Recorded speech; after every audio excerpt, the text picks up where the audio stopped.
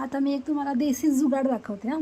ज्यांची कंबर दुखते ज्यावेळेस आपण भांडे घासतो, काय होतं बेसिंग एकतर खाली असतं, आपली हाईट जास्त असते, त्यावेळेस आपल्याला काय करावं लागतं, खाली वाकून भांडी घासावी लागतात. आणि त्यात असा नळ असेल की ज्याचं पाणी असं खालच्या दिशेलाच आहे की तुम्हाला एवढं वाकावंच लागणार आहे. त्यावेळेस काय होतं, कमरेच्या भागामध्ये आपल्याला प्रचंड दुखायला होतं राईट.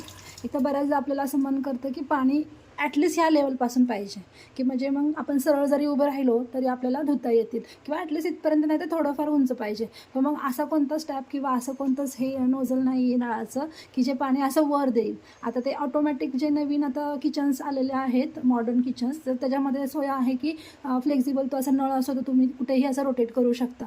हां, पण आता सध्या नॉर्मल घरांमध्ये असेच नळ असतात आणि आपल्याला काही करता येत नाही.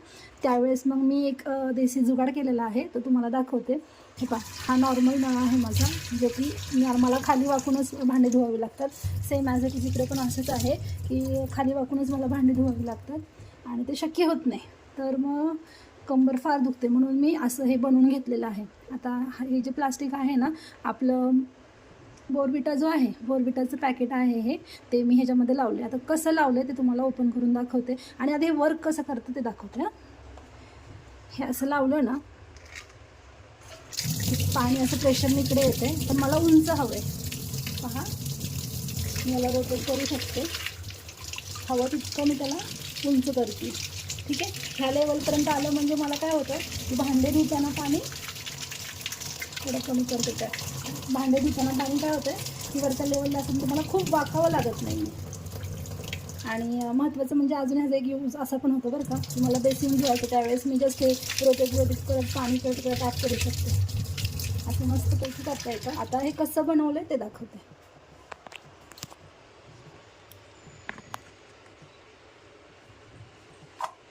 हे पहा, आपला हा जो नॉर्मल नोझल आहे ना, म्हणजे हे जे आहे ना कोटिंग, हे अशी खोलायची.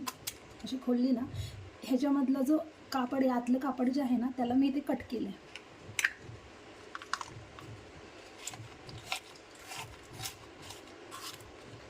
हे पहा, हे जे कापड आहे ना, आता मी खूप दिवसापासून वापरते म्हणून त्याला विहिरीचं पाणी आहे आमच्या इथे, त्याच्यामुळे असं हे आले, माती आली आहे त्याला. हे असं कापलेलं आहे. ठीक आहे, हे कापायचं आणि प्लास्टिक जे आतलं आहे बोर्नव्हिटाचं पॅकेट, रॅपर जास्त की नाही, एक कोपरा त्याचा कट करून त्याला असं एक थोडंसं टॅप मारायचं, थोडंसं बिळ करायचं. खूप मोठं सुरुवातीला नाही करायचं, आपल्या सोयीनुसार मग वरच्या साईडला कट करत जायचं. सुरुवातीला मी खाली कट केलं होतं. जेवढं खाली कट कराल तर पाणी खालच्या दिशेला जाईल जास्त, हां, आणि वर कट कराल तर पाणी असं येईल, असं वरून येईल. ठीक आहे, म्हणून वरच्या साईडला कट करायचं जर गरज पडली तर. सुरुवातीला अगदी मी एवढंच केलं होतं, नंतर मला ते गरज पडली म्हणून मी मोठं करलं.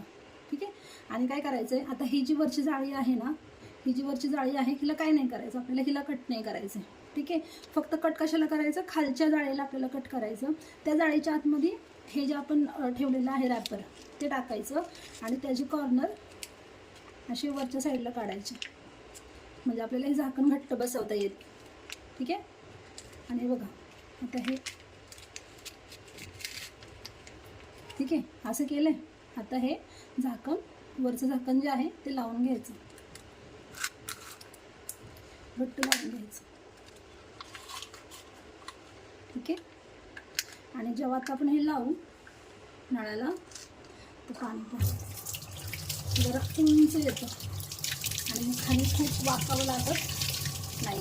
जर आपण हे जेवढं उंच खालची साईडची बाजू कमी करून वरची साईड सोडू ना, तेवढं ते पाणी वरच्या साईडने जास्त येणार आहे आणि बेसिनमध्ये आपल्याला वाकायची जास्त शक्यता पडत नाही, गरज पडत नाही. महत्त्वाचं म्हणजे अल्टिमेटली आपलं काय होतं, कंबर दुखणे थांबते आणि आपण सरळ उभं राहून सुद्धा भांडी घासू शकतो. घासायला काही प्रॉब्लेम येत नाही, शक्यतो धुतानाच आपल्याला खाली खूप वाकावं लागतं ना, तर तो त्रास पूर्णपणे बंद होईल. करून पहा.